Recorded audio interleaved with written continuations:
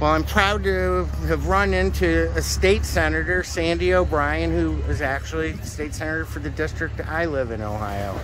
So I work in the farm and dairy booth, and she is the senator for the farm and dairy's district, right? I am senator for Geauga County, Ashtabula County, and Trumbull County. I live on a small farm in Lenox Township, which is Ashtabula County.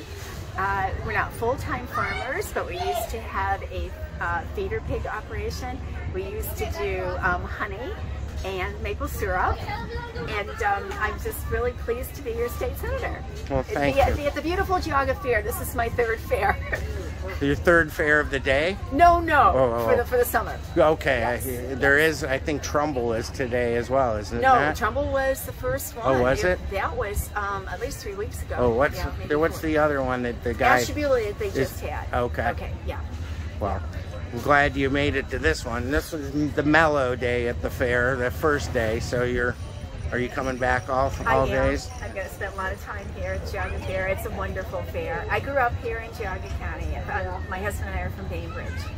So when did you get exposed to the wonderful farm and dairy newspaper?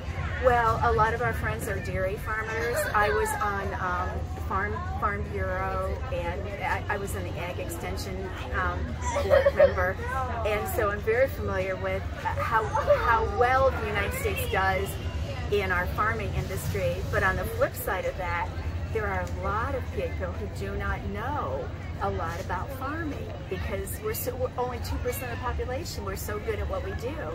I mean, I actually had adults who went to college who didn't know chocolate milk does not come from brown or black cows. I thought they were teasing, but they were not. So I had to educate them. Well, and think about how much of Ohio is farming, and you've got rural and you've got city populations, and you've got extremely different issues that affect both populations. And how do you govern for such a diverse range of populations with ethics and with goals in mind? I mean, how do you do that? Well, I guess when you mention Ohio and agriculture, we are one of the best in agriculture, and I am extremely, extremely proud of that.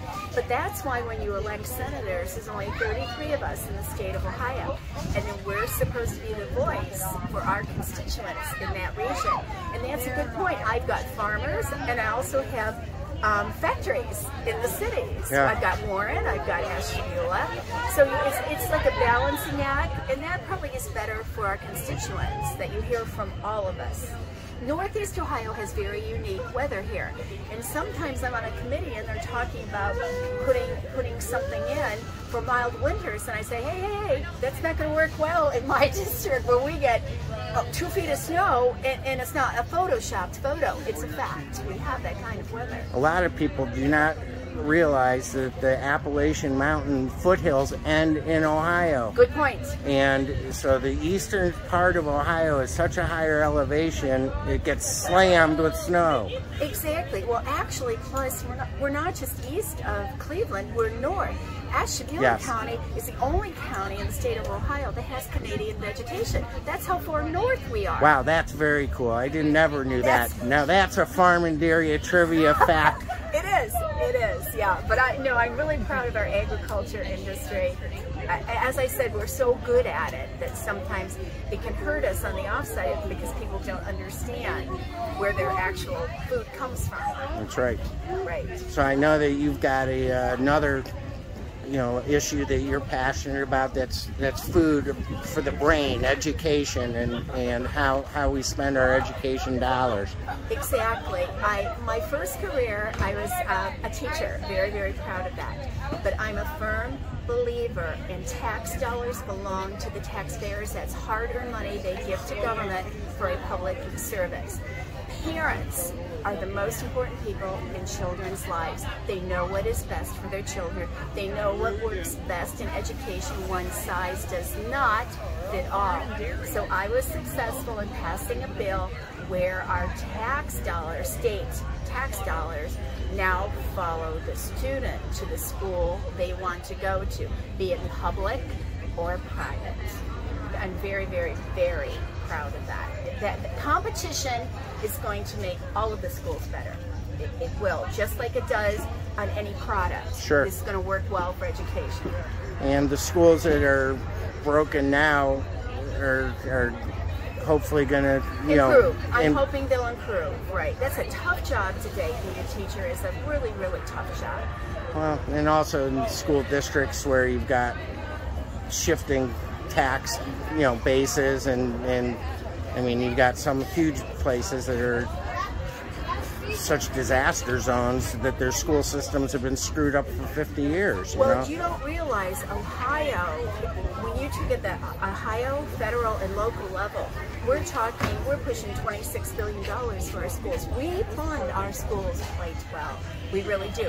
It's more of a how are you spending this? Spend it on our students, spend it on our teachers. We don't need a bunch of new administrators. Nothing against administrators, but they tend to take some of that new money and they're top heavy there. Yeah. We should be student-based. What's best for our students first and foremost. And again, competition is gonna raise the boat, and we're gonna get better education all across Ohio. How hard was it to get something passed? Like the procedure of getting a law passed, how does that work?